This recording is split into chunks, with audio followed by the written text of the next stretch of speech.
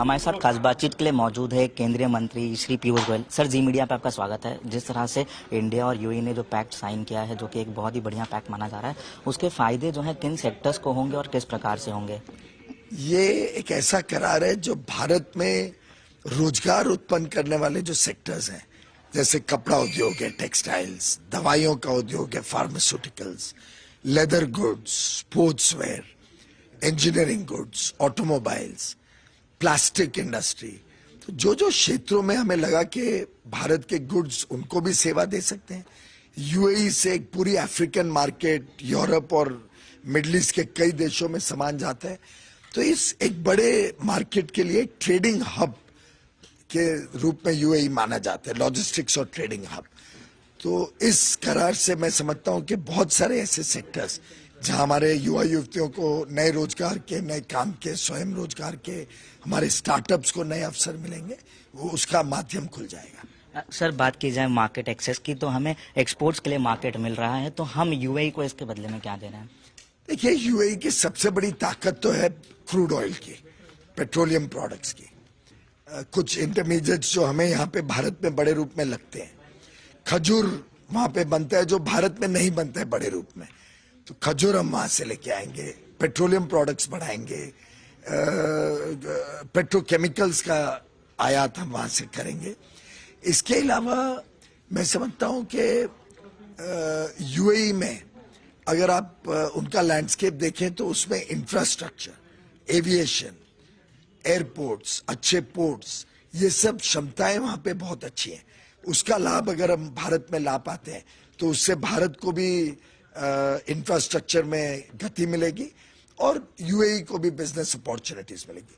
तो ये दोनों देशों के बीच में विन विन, कभी भी एग्रीमेंट दो तरफा होता है, परंतु स्वाभाविक है कि भारत की जो बड़ी इंडस्ट्रियल कैपेबिलिटीज है, बहुत सारे सर्विस सेक्टर में हमारी क्षमताएं हैं, बहुत सारे उद्योग में हमारे एमएसएमईज और सबने प्रगति की है, तो भारत को जो लाभ होगा मैं समझता हूँ वो रोजगार के रूप में देखें, छोटे एमएसएमई के लिए देखें, किसानों के लिए देखें, तो बहुत ज्यादा अधिक लाभ होगा। सर, आपने ट्रेड एग्रीमेंट्स की बात की थी, आने वाले दिनों में कई इंटरिम ट्रेड एग्रीमेंट्स करेंगे, तो अभी जो मौजूदा ट्रेड एग्रीमेंट्स थे कनाडा, ऑस्ट्रेलिया के साथ, उनकी क्या स्थिति है? और कनाडा, ऑस्ट्रेलिया से आज तक कोई ट्रेड एग्रीमेंट हुआ नहीं है, ये पहली बार होगा। और साधारणतः दुनिया में लोगों को विश्वास नहीं था कि भारत से ट्रेड एग्रीमेंट हो सकता है। एक अंग्रेजी में शब्द है नेसेयर, एक अलग अलग देशों को लगने लगा था कि हम लोग हर चीज के लिए नहीं बोलते हैं। अब हमारा आत्मविश्वास जगा है, भारत आत्मनिर्भर बनता है तो हम एक पोजीशन ऑफ स्ट्रेंथ के साथ, हिम्मत के साथ आज विश्व में, विश्व पटल में compete करने के लिए तैयार है। हमारा उद्योग से आज आप बात करो, हमारे एक्सपोर्टर से बात करो, पूरे आत्मविश्वास के साथ बोलते हैं कि आप करो एग्रीमेंट, हम compete करेंगे और हम अपना मार्केट वहां पे ढूंढेंगे। तो मैं समझता हूं ये हमारे देश की काबिलियत है, जिसके कारण ये ट्रेड एग्रीमेंट्स करने में हमें भी सहूलियत मिली है। आज ट्रेड के साथ चर्चा करता हूं तो कितने सारी चीजें हैं जो पहले बार बार भारत ना बोलता था, अब ट्रेड बोलता है नहीं आप करिए, लाने दो, गाड़ियां लाने दो, उनकी गाड़ी हमारे गाड़ी के सामने कंपटीशन में खड़ी नहीं हो पाएगी।